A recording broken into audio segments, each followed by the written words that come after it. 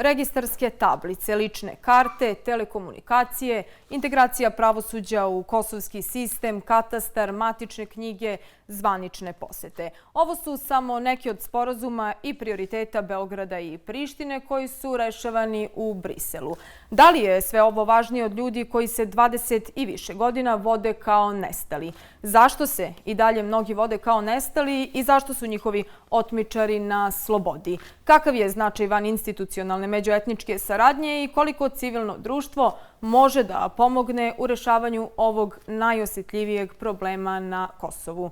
Večeras u emisiji Sporazum o tome razgovaram sa Bekimom Bljakajem, direktorom Fonda za humanitarno pravo Kosova. Gospodine Bljaka, dobroveče i dobrodošli. Dobroveče, hvala na pozivu. Milicom Radovanović iz Nove društvene inicijative. Milice, dobrodošlicu želim i vama. Veče, hvala. I Silvanom Marinković, koordinatorkom Udruženja kidnapovanih i nestalih lica u Gračanici. Gospođo Marinković, dobroveče i dobrodošli. Dobroveče. Hajde samo na početku da mi ukratko odgovorite. Gospodine Bljaka, i da li su svi ovi sporazumi koje sam navela, a koji su dogovoreni u Briselu, važniji od ljudi? U ovom slučaju govorimo o 1622 nestale osobe. Mislim da sve teme u dijalogu u Briselu su važne, ali naravno iz mog stanovišta najvažnija tema nestalih osoba je razrešavanje sudbine nestalih. Gospođo Marinković, kakav je osjećaj kad vidite da se u Briselu razgovara, da se postižu dogovori o brojnim tehničkim i političkim pitanjima, ali ne i o najbitnijem pitanju za porodice otetih i nestalih, između ostalog i o vašem suprugu o kome već 20 godina ne znate gde je?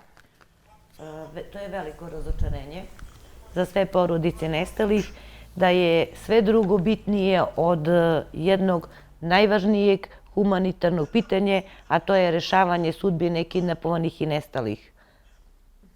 Milice, ko je najodgovorniji i zašto što još uvek ne znamo gde su 1622 osobe i što odgovorni za njihov nestanak nisu procesuirani, već verovatno slobodno šetaju? Ovo je jedno od onih pitanja gde imate crno-beli odgovor.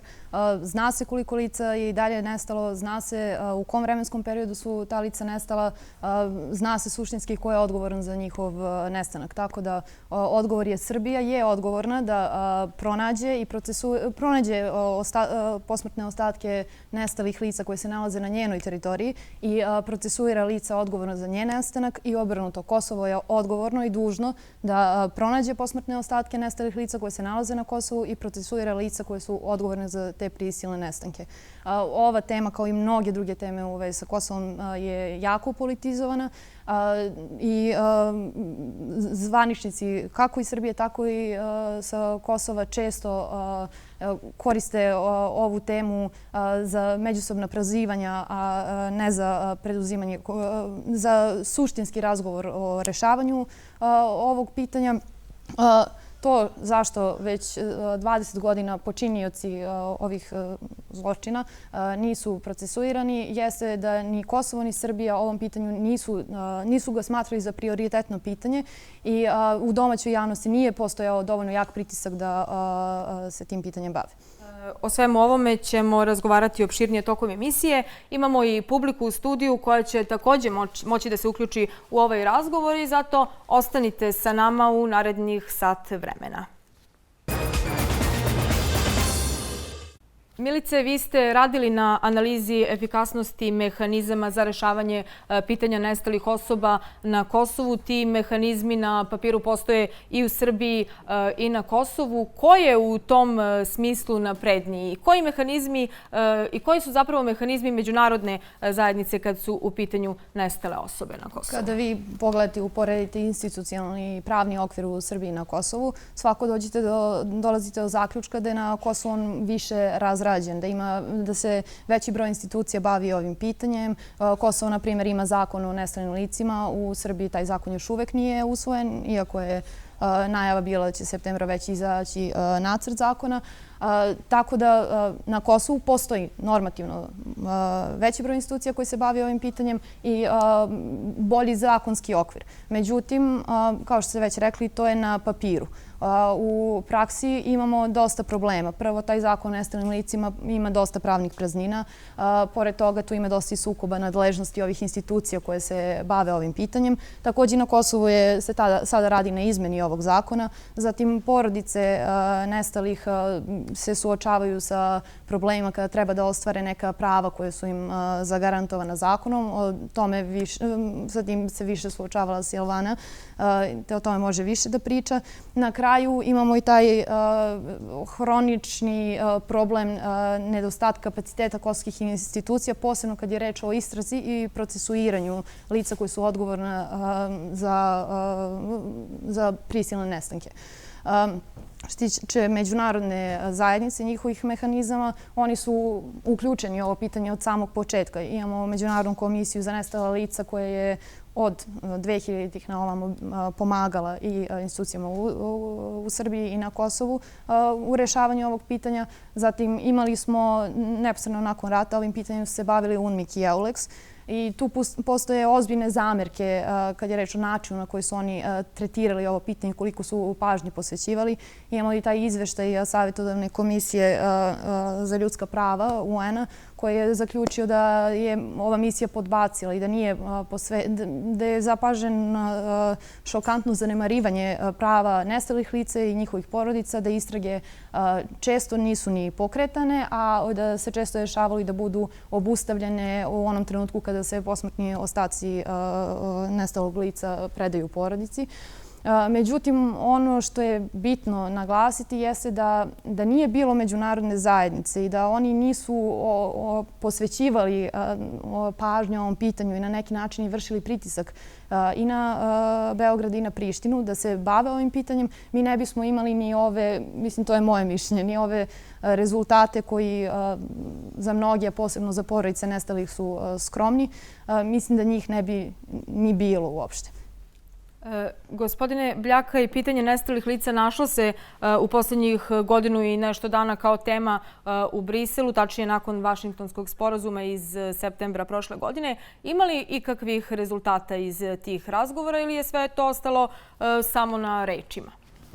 Zapravo, mi smo iz civilnog društva, posebno Fond za humanitarno pravo Kosovo je insistirao godinama da se tema nestalih lica se nađe na dnevnom redu dijaloga u Briselu, jer smo bili ubeđeni da treba da se stvara neki novi kvalitet na istragama o nestalim licima i verovali smo da je vrlo važno da postoji ta politička volja iz samog vrha obe dve zemlje. I bili smo naravno srećni kad se ta tema konačno našla u dnevnom redu u Briselu. Međutim, kao što ste vi rekli, evo, prošlo već godinu dana i mi stvarno nismo vidjeli neke konkretne radnje i konkretne korake koji bi malo ubrzali taj proces. Pominjano je i otvaranje arhiva. Šta bi s tim? Zapravo jeste, pominjano je i otvaranje arhiva, ali mi nismo vidjeli ničega od toga. Nismo vidjeli konkretne rezultate. S jedne strane, kosovska strana je rekla da ne postoje neke arhive, da ne postoje arhive gdje mogu da se nađu informacije o nestalim licima. Također iz srpske strane nismo vidjeli neki pomak i pretragu po tim arhivama. Da, govorili su da je to državna tajna u Srbiji. Jasno. Međutim, ja sam lično bio prilično, ne mogu da nađem pravu reč, ali nakon jednog sastanka u Briselu kad predsjednik Srbije i premijer Kosova su pričali o ovoj temi i to me je razaralo jer predsjednik Srbije, gospodin Vučić, je rekao da eto Srbija se zalaže i uradit će sve i ima da kopa svuda po Srbiji gdje kosovska strana ima informacije da mogu da se nađu masovni ili pojedinačne grobnice. za Boga ko još veruje da kosovska strana može da ima neke informacije o lokacijama na teritoriji Srbije gde mogu da se nađu masovne grobnice. I to je bilo razarajuće za mene, a s druge strane, isto posle tog sastanka, premijer Kosova, gospodin Kurti, se bavio pitanjem Odalovića, koji je predsjednik ili kako se već direktor tog instituta, odnosno te kancelarije za pitanje nestali. On je imao zamerke zbog čega je taj čovjek na toj poziciji. Ja ne znam stvarno koja je bila njegova pozicija Odalovića tokom 90-ih, ali svejedno to nije do premijera Kosova da razreši zvaničnike iz Srbije, iz raznih institucija, nego on je trebao da se zalaže da se nađu posmrtni ostaci nealbanaca na Kosovu, posebno Srba, znači da se zalaže za to, a ne da traži sad da srpska strana vrši neku kadrovsku izmenu u svojim institucijama. To mi je bilo dovoljno da vidim odnosno da primetim da izgleda da se nijedna strana ozbiljno neće baviti pitanjem nestalih osoba, nego kroz najbolje pitanje koje imamo od rata na Kosovu pokušavaju da igraju neke političke igre. Dobro, pričat ćemo kasnije o tom uslovljavanju kad je Veljko Odalović u pitanju. Gospođo Marinković, Udruženje porodica nestalih i kidnapovanih godinama pozivaju Prištinu, Beograd, Brisel da se o pitanju nestalih razgovara u Briselu. Kao što sam pomenula, poslednjih godinu dana nekoliko puta je o tome razgovarano. Je li vas neko obavestio o detaljima tih razgovora uopšte i da li Udruženje porodica nestalih imaju konsultacije sa predstavnicima pregovaračkih tima pred odlazak u Brisel? Moram da kažem da sam strašno razočarana i ja kao i sve porodice. Prvo, zato što je ova tema jednostavno totalno zapostavljena. Drugo, informacije koje mi dobijamo o pregovorima Beograda i Prištine, to je jedino preko medija. Tako da po tome može da se vidi neozbiljnost u rešavanju ovog jako bitnog pitanja. Premijer Kosova Aljbin Kurti često ističe da je pitanje nestalih za njega zapravo prioritet u dijalogu sa Srbijom. Kako je to u praksi? Pa svi oni to tako kažu. Svi kažu da je to prioritet. Ali sami rezultati mogu da pokažu koliko to u stvari jeste tako. 22 godine mi slušamo jedne iste priče, ali mi posle 22 godine nemamo nikakvih rezultata. Ne može se reći što oni često kažu nemamo dovoljno informacije da bi se krenulo s nečim. To su samo priče. Ali mi porodice znamo najbolje pravu istinu. Informacije sasvim dovoljno postoje, kao što su od prvog dana postojale informacije. Jer većina nas znaju ko ih je kidnapovao, gde ih je kidnapovao. Mi smo znali i logore i tada koje su postojali, kao što sada znamo gde postoju potencijalna grobna mesta. Međutim, nije bilo volje. Normalno da, šta vredi da mi imamo ako ne damo te informacije onima koji su nadležni za to. Dajte nam neki primjer. Pa nema institucija kako je bio KFOR na početku koji je došao 1999. pa je došla UN policija, pa je došla međunarodna policija. Tako da sve redom ne postoji institucija gde mi porodice sve informacije koje smo imali nismo podelili.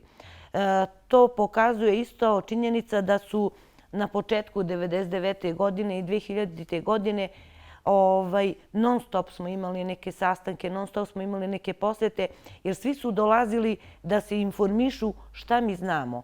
Mi imali smo normalno nadu da će oni da iskoristu te naše informacije, ali niko nije informacije iskoristio, samo su hteli da znaju šta mi znamo. Dajte nam neki primjer. Koje su to informacije u pitanju?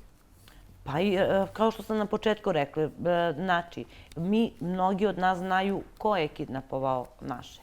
Znači, znamo, imamo i dokaze za to. Ko zna kad kažete mnogi od nas? Ko to zna? Pa evo recimo primjer mogu da dam za sebe. Eto, pošto sam ja tu, ja znam ko je kidnapovao mog supruga, gde je moj suprug kidnapovan.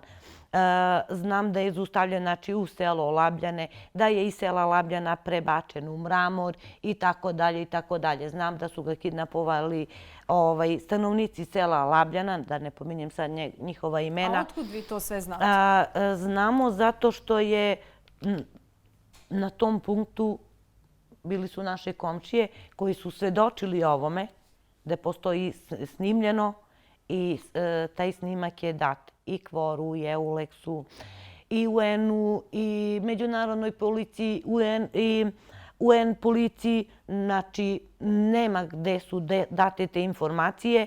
Međutim, ima porodice gde su došli recimo iz kuće nekog da uzmu na informativni razgovor, znaju ko je došao da ih uzme i odveo ih je i oni se nisu vratili. Znamo da su postojali logori 1999. do 2004. godine. Znamo logori gde su postojali. Od 2004. godine, tačnije od kada su oslobođeni zatvorenici iz Beograda i zatvora, od tada nemamo informacije o logorima. Niko te informacije nije iskoristio. Što je najgore, samo još ovo moram da napomenem, oni koji su počinili te zločine, primjer, oni koji su kidnapovali moga supruga, jedan od njih radi u KPS policiji, jedan radi u UN-u, jedan radi u EULEX-u i da ne nabrajam dalje. Gospodine Bljaković, šta vi kažete na ovo? Je li moguće zapravo ovo i koji je vaš savjet? Gospođi Marinković u ovom slučaju. Mi nemamo te informacije. Naravno, porodice su više uložili napora da dolaze do takve informacije. Mi smo u jednom projektu sproveli istraživanje da bi dokumentovali ko je sve nestao i ko je ubijen. Svejedno, nešto što je rekla gospođa Marinković je vrlo važno da se zna, a to je da odmah posle juna 1999. pa nekoliko godina posle toga nisu bile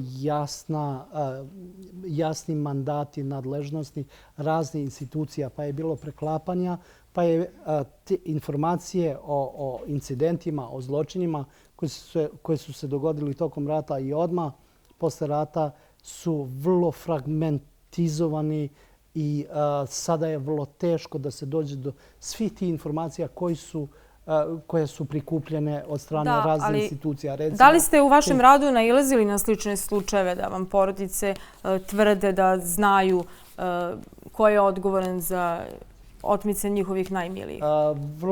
Vrlo retko je bilo da je neko poimenično spomenuo ime onoga ko je kidnapovao. S druge strane, i kad to kažu, mi naravno da ne možemo nego prosledimo te informacije nadležnim institucijama, tužilaštvu i tako dalje, ali mi kao nevladina organizacija ne možemo nikada javno da izlazimo i da kažemo ti su ti ljudi koji su vršili otmice. Tako da je to je u ovom trenutku, odnosno to je vrlo teško da se dokaže ko je počinio ta dela. Postoje razne informacije i mi smo tokom dokumentovanja došli smo vrlo često do informacija da ti ljudi koji su spomenuti kao počinioci, odnosno kao oni koji su kidnapovali nekoga, bili su privedeni, bili su saslušani, ali vrlo često, odnosno u većini slučajeva, oni su pušteni slobodni. Odnosno, u nedostatku dokaza, bar tako su rekli institucije, su oslobođeni. Žao mi je, gospodine Bljekaj, da li mi te informacije nemamo. Ne da nemam te informacije, nego sam sasvim sigurna da ti počinioci tih zločina do dana današnjeg da nisu saslušani. Ne možemo reći da smo mi nešto samo tek tako rekli. Sve to što smo mi rekli, mi smo tu uz dokaze. uz dokaze. Ako je neko bio prisudan, dokazi, na primjer? pa evo, na primjer, ja lično, znači snimljeno je gde komšija kaže na tog i tog dana zaustavljen je kamion tih i tih revizorskih tablica na tom i tom punktu, gde su bili ljudi, taj, sve po imenu. Znači čovjek koji je bio prisudan, koji priča kako je došlo do kidnapovanja 3 osobe, ne možemo reći da to nisu dovoljni dokazi, gde objašnjava kako su se ti ljudi ponašali kad su tu zaustavljeni. Ne možemo reći da to nije dovoljan dokaz. Ne možemo reći da nije dovoljan dokaz kad neko čijeg su člana domaćinstva izveli iz kuće gde je on bio prisudan i gde kaže došao je taj i taj, uzeli su mog supruga, sina, nebitno. Rekli su da idu samo na informativni razgovor i da ih nisu vratili. Ne možemo reći da to nije dovoljan dokaz. Tako da moramo biti realni kad pričamo o ovoj temi. Jer upravo ta nerealnost je nas dovela i dovde da ovo pitanje ne može da se reši. Gospodin Bekim je više puta imao sa mnom priliku da razgovara, da sam ja uvek tvrdila i uvek sam pričala imena ljudi koji su kidnapovali moga supruga. Navedem ime čoveka koji je kidnapovao moga supruga, koji sada radi u KPS policiji u Gračanici. Mislim, ne znam. I sigurno tvrdim da ti ljudi nisu saslušani. Da, ali zašto ta osoba onda nije uhapšena ako postoje dokaze? Na to pitanje već ja ne mogu da dam odgovor. To treba da daju nadležni odgovor.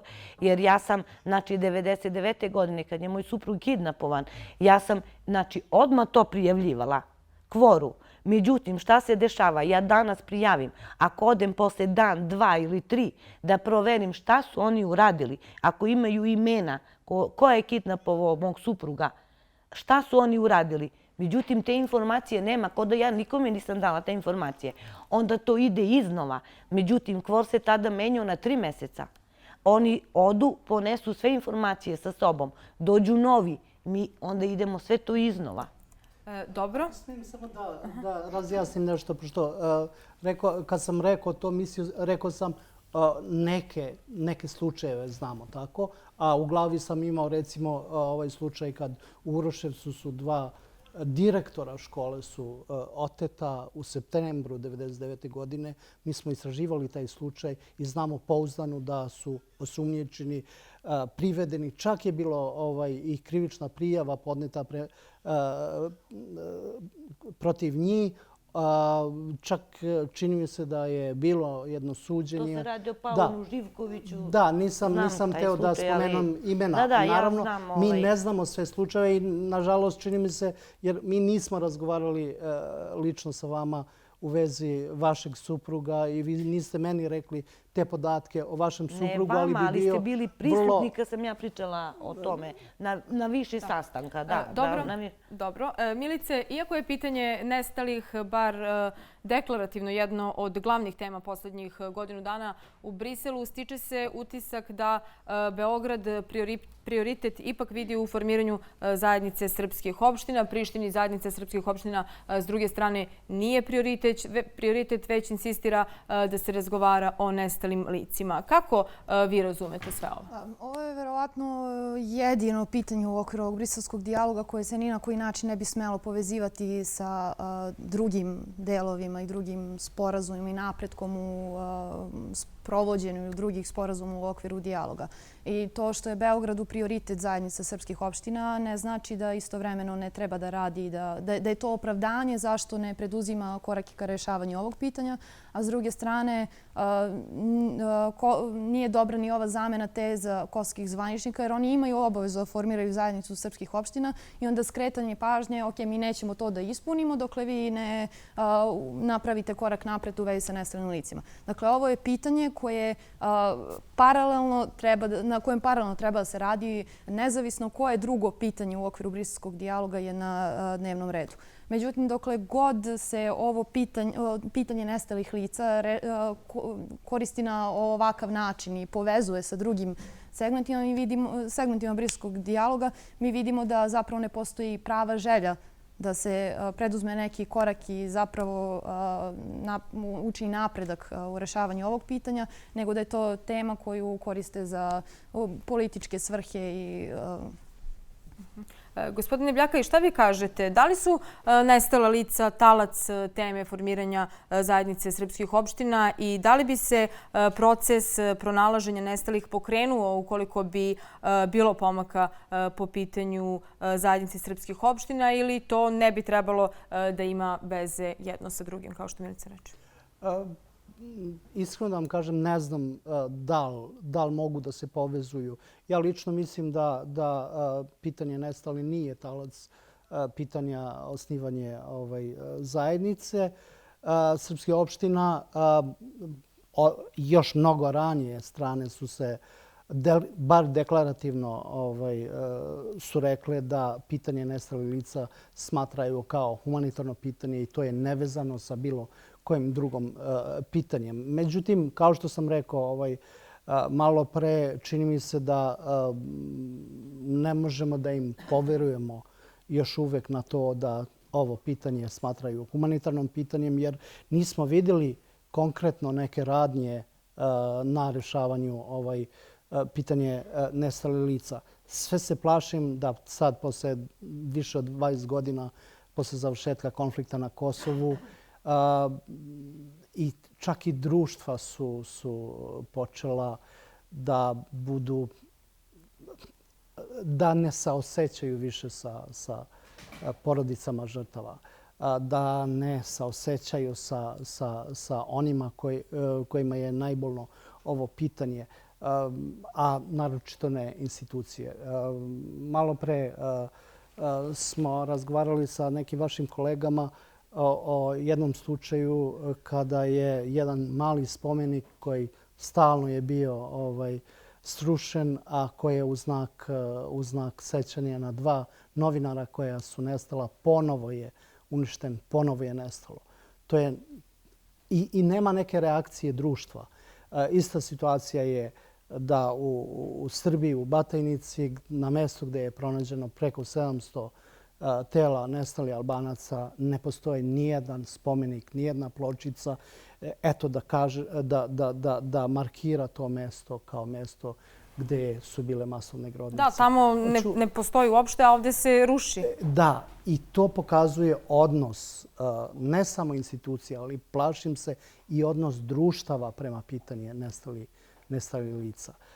Stoga da, jer sam izašao malo iz teme, ja ne vidim povezanost drugih pitanja u dijalogu sa pitanjem nestali. To bi trebalo posebno da se rešava i tu ne bi trebalo da se postave bilo kakvi uslovi sa bilo čije strane, a nažalost čini mi se da je tako da strane koriste kao monetu za potkusurivanje ovo pitanje nestalih lica. Da, kad pomenu ste tu ploču ubijenim novinarima kod otetim i ubijenim novinarima kod zapravo otetim, da ne znamo da li su ubijeni kod Orahovca. Šta mislite, zašto je izostala reakcija i međunarodne zajednice i kosovskih institucija? To je stvarno, to je žalosno. Nažalost, ja samo pre par dana negde sam pročitao da je ponovo nestala ta pločica. Tako da 8. put zapravo. Da, 8. put za redom i to je neverovatno. I neverovatno kako nema reakcije. Možda nedovoljno se daje pažnja takvim vandalskim činovima i plašim se da smo počeli da se navikavamo na takvo ponašanje, što apsolutno nije zdravo za nijedno društvo. Dobro, gospođo Marinković, da li očekujete da će se zaista početi sa efikasnijim rasvetljavanjem sudbine nestalih lica ako se postigne napredak na polju zajednice srpskih opština? Iskreno rečeno ne očekujem. Iz više razloga, jer da su hteli da se ovo pitanje reši, ovo pitanje je moglo mnogo odavno da se reši, ali kad bi počelo ovo klupko da se odmotava, mislim da bi mnogi koji su na vlasti trebali da odgovaraju za ove zločine, a najveću odgovornost za kidnapovanje, ubijanje, rušenje kuća, spomenika i sve snosi KFOR. To jest međunarodna zajednica koja je ovdje došla kao mirovna misija. U stvari, od dolaska mirovne misije međunarodne zajednice na Kosovu dešava se najveći broj kidnapovanja kako Srba, tako i Albanca. I zato ne postoji šanse da se ubrzo rešava ovo pitanje. Da li kažete da bi odgovarali oni koji su na vlasti trenutno, na vlasti Kurti, on nije bio deo rata zapravo? Pa recimo na vlasti je doskoro bio Hašim Tači, Haradinaj i još mnogi koji... Mislite na bivši? Na bivšu vlast, da. Da, dobro. Sada idemo do Brisela, novinara RTS-a Dušana Gajića koji izveštava iz Brisela i o dijalogu Beograda i Prištine. Njega smo pitali koliko je tema nestalih lica koja je za Prištinu prioritet uslovljena napretkom po pitanju zajednice srpskih opština. Delovalo je u ovoj fazi dijaloga Beograda i Prištine da je pitanje nestalih osoba taj neki najmanji zajednički imenitelj koji je omogućio da zapravo se dve strane uopšte okupe oko neke teme. I u ovoj fazi koja tamo traje od početka leta, nakon što je Albin Kurti preuzeo mesto premijera, ispostavilo se da je to zapravo jedina tema gde je bio moguć neki napredak i gde je i zabeležen neki napredak, bar su dve strane na posljednjem sastanku kad se o tome detaljnije razgovaralo u septembru, govorile i o nekakvom napretku. Međutim, s obzirom da očigledno su pozicije dve strane toliko udaljene u svim drugim pitanjima, da postoji jedna ambicija Prištine da na neki način postavi na neke nove temelje ovaj dijalog i da ga resetuje, da tako kažemo, tu dolazi do blokade i u stvarima kao što su uopšte agenda sastanaka i do pokušaja i Beograda i Prištine da se prosto izbore za agendu koja njima odgovara, tako da suštinski neki pomaci u rešavanju konkretnih pitanja odlaze u drugi plan. I ja se bojim da u ovoj situaciji u kojoj postoji jedna borba oko agende, borba oko interpretacije dijaloga, interpretacije prethodnih sporazuma, da tu ima vrlo malo napretka u rešavanju ovog konkretnog pitanja nestalih lica, koje je izabrano kao neko polje u kojem ipak ima najviše prostora za nekakav napredak i postizanje rezultata. Bilo je rezultata koje su u septembru navedeni posle razgovora na tu temu, kada je rečeno da će u septembru je rečeno da će se što pre izvršiti razmena već identifikovanih tela, odnosno ostataka onih koji su pronađeni na različitim lokacijama. Dogovoren je intenzivni rad radnih grupa, međutim nema znakova da se tu zaista nešto dešava. Ja pretpostavljam da će se evropski posrednici držati i dalje te teme kao nekakve slamke koja održava dijalog u ovom trenutku u čekanju nekakve bolje konstelacije, nekih boljih vremena, pod znacima navoda, za ukupni dijalog. I da ako sada, recimo do kraja godine, dođe do sastanka ponovo ovde na tehničkom i eventualno na najvišem političkom nivou, što je ambicija ovde briselskih posrednika, da će onda ta tema ipak biti među onima gde će se tražiti neki prostor za napredak.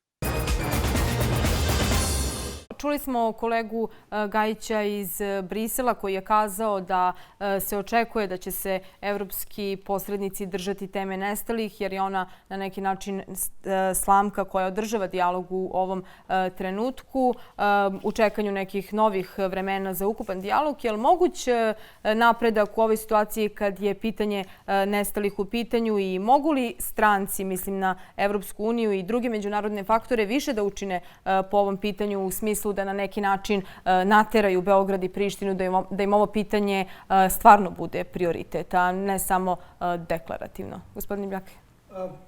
Pa naravno je moguće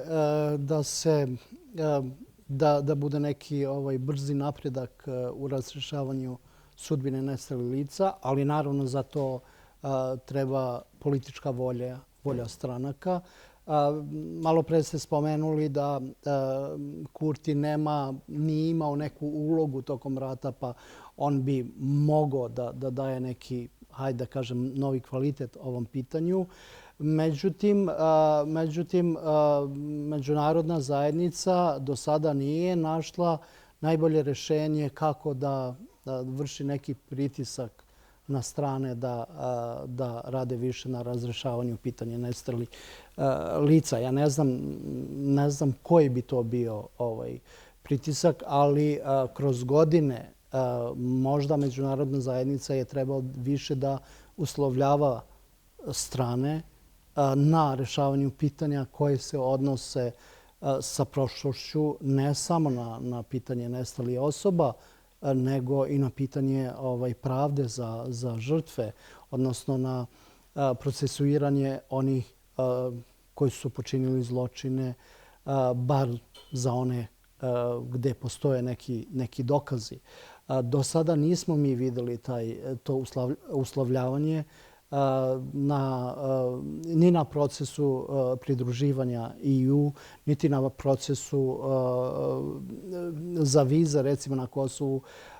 Postojali su neki drugi uslovi, a nikako uslovi koji se tiču suočavanja s prošlošću, znači rešavanje pitanja nestalih osoba i krivične pravde za žrtve i za njihove porodice. Tako da, ja ne znam konkretno šta bi moglo više da uradi međunarodna zajednica, ali sigurno bi mogli da postave više uslova da nekako teraju strane da rade više na rešavanju pitanja nestalih lica. Ja se izvinjavam što ovako upadam, ali ipak je ovo za mene jedna od najbolnijih pitanja, pa mogu ovako da kažem, da međunarodna zajednica želi da se ovo reši, međunarodna zajednica ima satelitske snimke. I dovoljno je da međunarodna zajednica da satelitske snimke, mi smo problem rešili. Ali međunarodna zajednica ne želi, zato što je i ona učestvovala u ovim zločinima. Ako znamo da 1999. godine, kad su oni bili tu i kad se nešto dešavalo ispred njih, i da su im oni pomagali, što bi oni sada sve to dali. Jer znamo ali, da... gospođo Marinković, to su teške optužbe. Pa, ja zato i kažem. Zato što znam. Ako znamo da su na osnovu tih satelitskih snimaka iskopano u Srbiji sve to, pa što ne bi iste te satelitske snimke dali i za ovde? Ja pričam istinu, tako da meni to nikakav problem nije. Naravno, ali za sve to su potrebni dokazi, jer je ovo zaista jako osetljiva tema.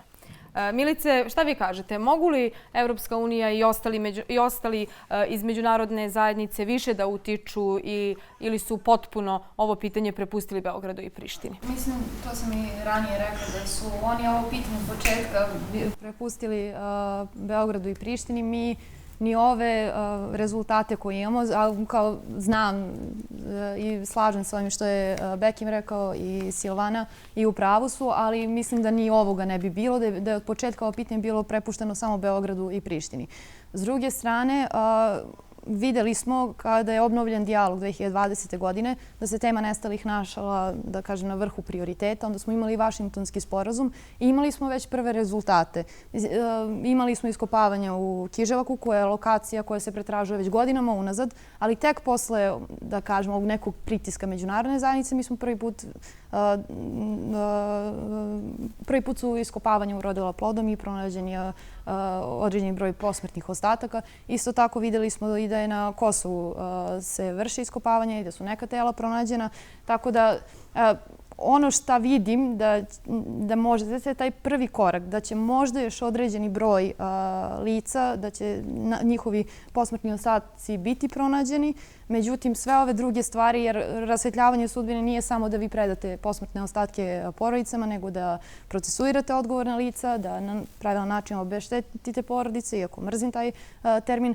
Tako da jedino što ja vidim kao mogući rezultat ovog pritiska trenutno na osnovu čitave situacije jeste da će barem još određeni broj lica biti vraćen, to jest njihovi posmrtni ostaci njihovim porodicama.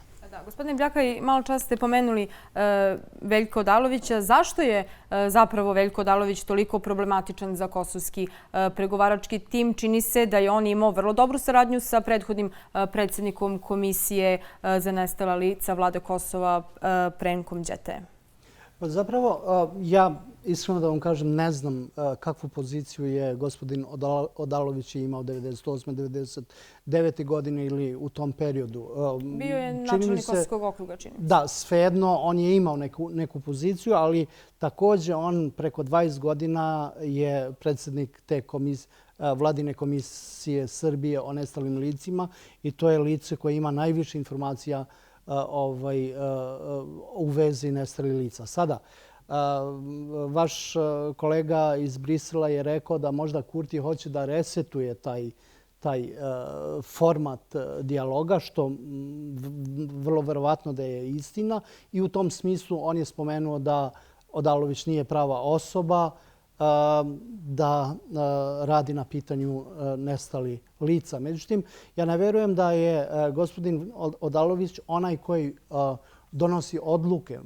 Ja verujem da je njegov šef, odnosno možda Vučić je taj koji može da donosi te odluke na vrlo visokom nivou u Srbiji. Tako da ja ne razumem gospodina Kurtija zbog čega hoće, odnosno traži da se razreši Odalović, a ne i sam Vučić. Tako da vrlo je...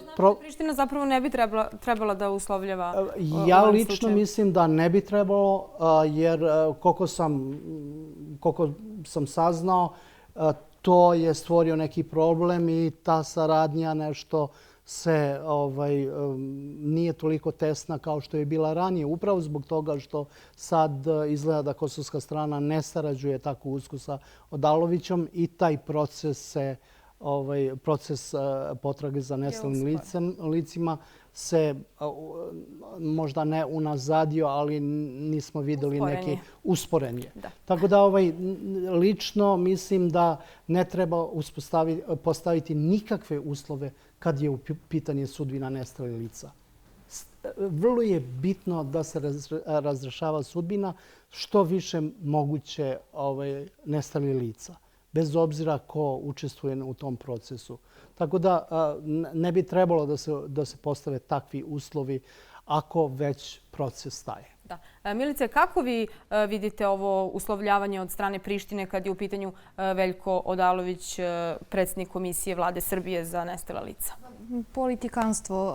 Mislim, sve verovatno postoje zamerke na rad gospodina Odalovića i slično, ali protiv gospodina Odalovića ne postoji niti optužnica, niti presuda za one stvari koje mu se stavljaju na teret i jednostavno taj zahtev nije opravdan. On je predsjednik ove komisije već 15 godina. Svi ovi rezultati koji su bili postignuti, on je bio deo svega toga, kao što je već Bekim rekao. I na neki način ovaj zahtev meni deluje kao mešanje unutrašnja pitanja Srbije. I samo ovo da dodam, ovo važi za srpske i za kosovske zvaničnike. Bilo bi dobro pogledati u svoje dvorište pre nego što se krenulo da se bave tuđima, jer mi sada na Kosovu imamo paradoksalnu situaciju. Kada je bila ova najava otvaranja arhiva, trenutno je direktor Kosovskog arhiva lice koje je osuđeno, pravosnažno na Kosovu, osuđeno za ratne zločine. I ukoliko se bude postigao bilo kakav napredak, taj čovjek će... Bedri Ziberej. UNMIK sud 2009. je izašao iz zatvora i poslednje 2 godine, ne mogu tačno svetim, je direktor Agencije za državni arhiv Kosova. I pre nego što se uputi zahtev za smenu Odalovića, mi trenutno imamo osobu koja je osuđeni ratni zločinac, koja se nalazi na javnoj funkciji na Kosovu. I to je uvreda i za žrtve i za porodice žrtava da takva osoba, em što je na funkciji, em ukoliko bude bio ostvaren neki napredak, na neki način bude uključena u ovo jako osetljivo pitanje. Ja iskreno prvi put čujem za ovo. Gospodine Bljaka, jel vi možda nešto znate o tom? Više. Jeste, zapravo to je tačno. Bio jedan proces, sudski proces među prvima na Kosovu za ratne zločine gde je gospodin Zibera je osuđen pravosnažno za ratni zločin i to je nedopustivo da lica koje su osuđena za ratne zločine da drže bilo kakvu javnu funkciju u bilo koju instituciju. Da. Gospođo Marinković, nedavno ste javno zatražili od vlade Kosova da imenuje potpredsjednika Kosovske komisije za nestala lica. Da li ste dobili odgovor iz kabineta premijera Aljbina Kurtija? Do današnjeg dana nismo dobili odgovor, iako je predsjednik vladine komisije u Prištinu je imenovan još jula meseca. Znači, od tada je skoro prošlo punih 6 meseci. Do dana današnjeg nismo ni jednom pozvani, jer to je od obaveze, zakonska obaveza da potpredsjednik vladine komisije za nestala lica u Prištini bude neko iz manjinske zajednice i član te komisije također treba da bude iz manjinske zajednice. Dobro, pre nego što odemo do publike, da vas kratko pitam samo kakva su vaše očekivanja od specijalizovanih veća Kosova u Hagu? Milice, izvolite.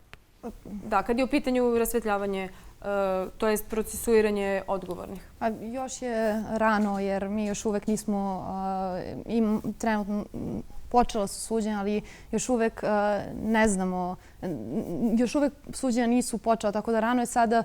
Ja očekujem i mislim i verujem da će sudbina jednog dela nestalih lica možda biti rasvetljena i određena lica biti kažnjena za zločine koji su počinjeni nad njima, ali prerano je da tvrdim, da iznesem svoje mišljenje u kom pravcu će se to odvijati i koliko sam ubeđena će se to zaista desiti. Gospodine Bljaka?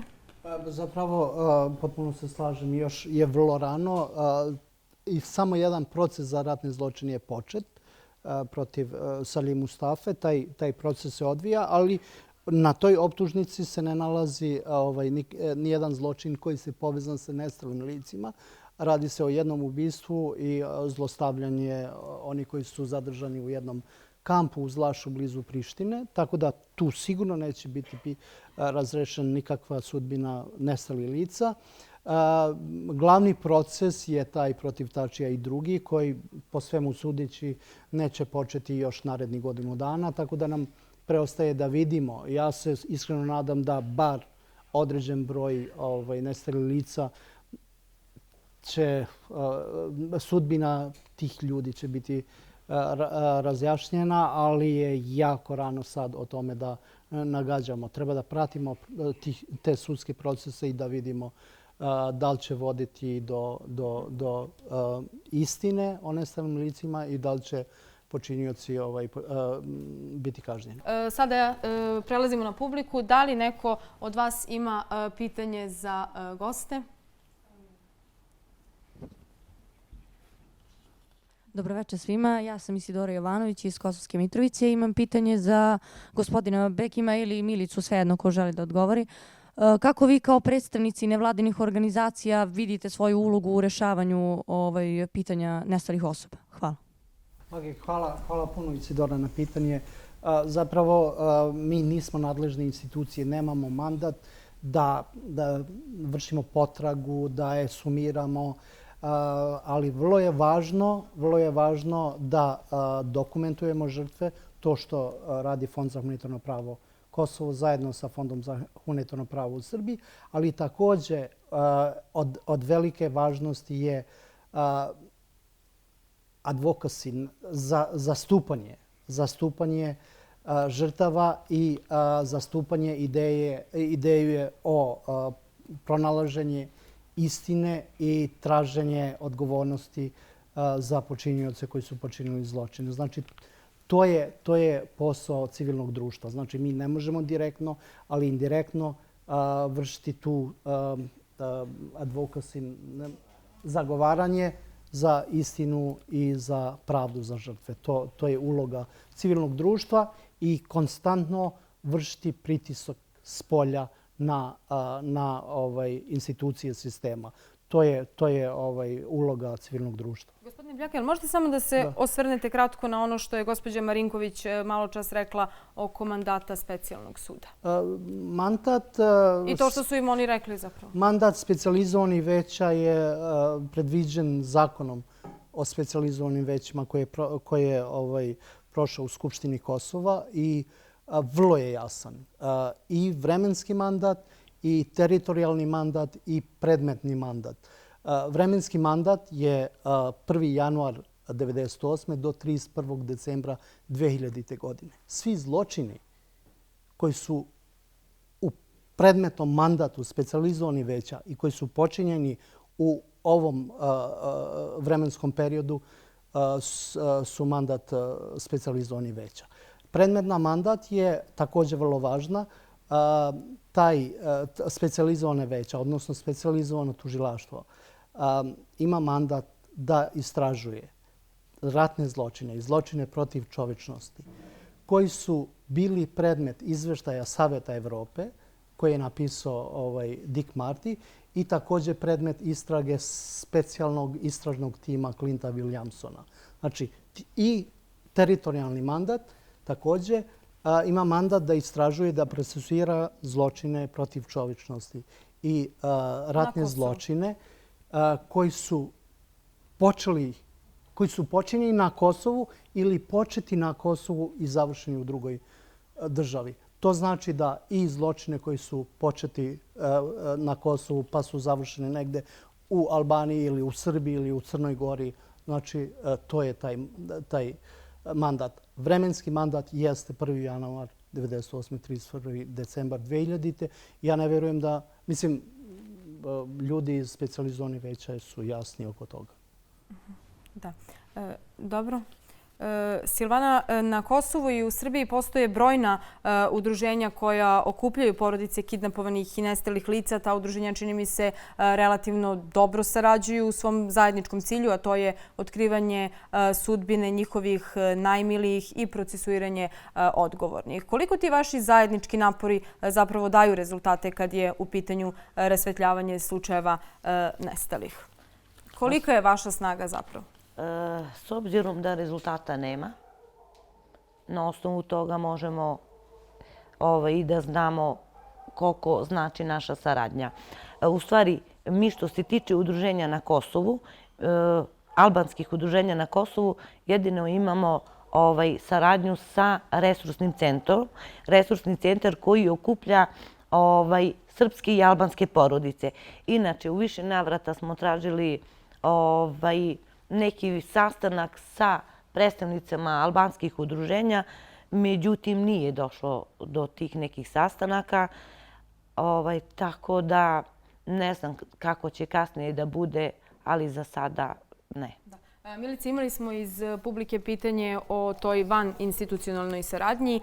Koliko je zapravo ona bitna kad je u pitanju rešavanje slučajeva nestalih osoba? Svako da je bitna. Naprimjer, malo pre se Lana pričala o tome da potpredsednik komisije za nestala lica još uvek nije imenovano. Njihovo udruženja srpskih porodica nestalih srpske zajednice su se oglasile po tom pitanju. Kad bi to zajednički traže i porodice nestalih lica srpske zajednice, albanske zajednice i ostalih nemanjinskih, to ima veću težinu i već je mogućnost da ostvare neki pritisak. Ali nije samo stvar saradnje između udruženja iz različitih zajednica, iste stvari sa nevladinim sektorom i sa medijima. Dakle, kada bi više sarađivali i zajednički tražili za neke stvari da se reše, možda bismo bili bi u mogućnosti veći pritisak da ostvare i možda da dobijemo neki rezultat koji do sad nismo imali, ali iz ovoga što priča Silvana nije bilo dovoljno, mislim da nije postojala, ali nije bila dovoljna ta vaninstitucionalna saradnja koja je do sad postojala. Da li još neko iz publike možda ima neko pitanje za goste? Nema.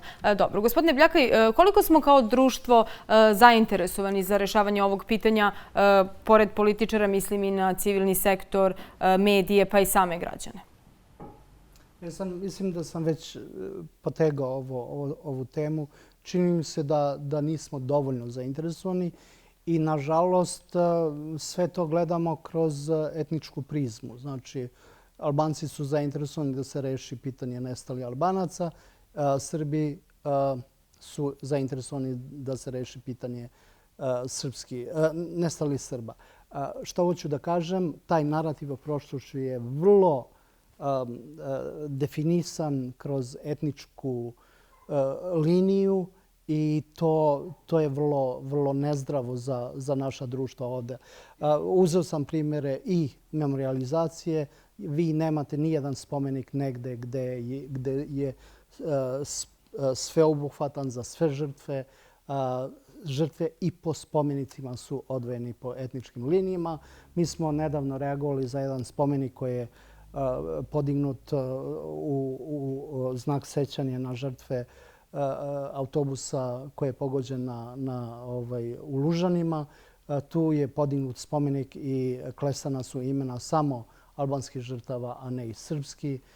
Nažalost, takva je situacija i čini mi se da je uloga civilnog društva i tu moramo da budemo mnogo glasniji, da utičemo da pitanje žrtava ne bude gledano kroz etničku prizmu, nego jednostavno da se smatra stvarno kao humanitarno pitanje i da nije uopšte važno etnička pripadnost žrtava, nego sve žrtve treba da, odnosno porodice žrtava, da treba da uživaju sva prava i da realizuju prava na istinu i na pravdu. Milice, šta vi kažete? Da li smo dovoljno uradili da se pitanje nestalih konačno reši? Svi? Mislim da je svega ovo što smo večeras rekli jasno da nismo, da pored institucije mi smo podbacili kao civilno društvo i mediji, jer mi, iako se kaže da ova tema nije toliko zastupljena u javnosti, to i nije toliko tačno. Vi barem jednom ili dva puta mesečno imate neku vest u vezi sa nestalim licima. Ali poenta je kakve su te vesti. To su vesti o izjavama zvaničnika, dok, na primjer, o problemima sa kojima se suočavaju porodice. Ja sam imala više kontakta sa porodicama nestalih srpske zajednice, pa sam više upoznata sa njihovim problemima. Ja tu u medijima nigde nisam mogla da pročitam. To jest, svi se ovom temom bavimo na Međunarodni dan nestalih lica i kada neki političar kaže nešto zapaljivo, dobijemo informaciju koliko ljudi se i dalje vodi kao nestalo i to je to. Niko se ovdje kaže, nije tačno, niko. Bekimova organizacija zaista radi izvanredan posao i verovatno su jedna od retkih na Kosovu koja ovo zaista radi na pravi način, nepristrasno. Ali što se tiče svih nas ostalih, zaista jesmo podbacili, jer ono što je najbitnije, to je ove porodice nestalih koje se i dan danas suočavaju sa brojnim problemima. Mi nikakvu pažnju u suštini im nismo posvetili. Gospođo Marinković, ko i kako pored institucija može i mora više da radi i uradi u vezi sa pitanjem nestalih? Mislite na rešavanje pitanja nestalih? Pa međunarodne institucije trebaju više da se posvete ovom pitanju, trebaju što više da iskoriste informacije, treba početi sa iskopavanjem nekih potencijalnih grobnih mesta, to je onda treba početi sa procesuiranjem onih za koji se zna da su počinili te zločine. Eto, to je možda neki početak koji bi dalje mogao da ide boljim tokom. I znamo da u mrtvačnici u Prištini postoje 354 tela neidentifikovana. Eto, može i od toga da se krene. Na osnovu tih 354 tela mogao bi da se smanji broj kidnapovanih i nestalih. Ta tela odavno stoje u mrtvačnici i do sada nisu identifikovana. Da, evo stigli smo i do samog kraja. Gospodine Bljakaj, samo kratko, nedavno ste otvorili izložbu Bolje grob nego da se ne zna, za one koji možda nisu čuli. Šta je cilj izložbe, gde je ona i do kad može da se obiđe? Da, zapravo mi sprovodimo jedan projekat, zajednički projekat sa Kosovo 2.0, to je jedna organizacija iz Prištine, a odnosi se na nestala lica. Cijeli projekat služi za podizanje svesti o pitanju nestalih lica, a također mi pripremamo jedan izveštaj kako je tekao taj proces potrage za nestalim licima od 1999. pa do danas i koji su bili najveći problemi, preklapanje i propusti koji su učinjeni tokom ovog perioda. I također jedan od aktivnosti je bilo stvaranje jednog memorijala, doduše privremenog memorijala u znak sećanja na nestala lica.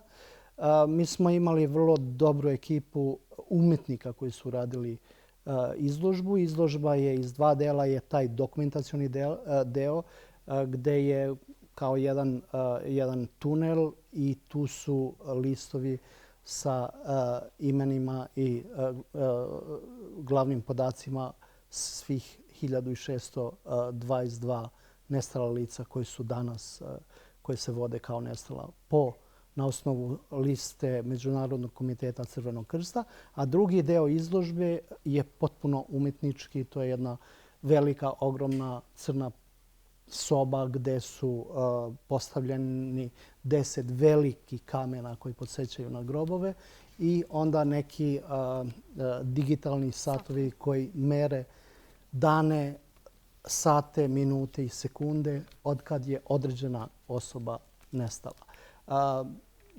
To je bio u znak sećanja na žrtve, u znak podizanja empatije, odnosno saosećanja sa porodicama žrtava i kao neki podsjetnik za institucije da treba da rade mnogo više na rasvetljavanje sudbine nestale lica. Rekli ste da možda se otvorena je u palati Boro i Ramiz u Prištini na platovu. Vrlo lako se nađe i otvorena će biti do kraja januara naredne godine. Bar je to u ovom trenutku. Mi ćemo pokušavati da zadržimo tu izložbu malo duže, ali do tad sigurno će biti otvorena i vrlo rado bi vodili kroz izložbu bilo koga koji je zainteresovan da poseti. Gospodine Bljaka i gospođo Marinković, Milice, hvala što ste bili gosti Sporazuma. Hvala vama. Dragi gledalci, hvala i vama na pažnji. Vidimo se za 2 nedelje. Prijatno!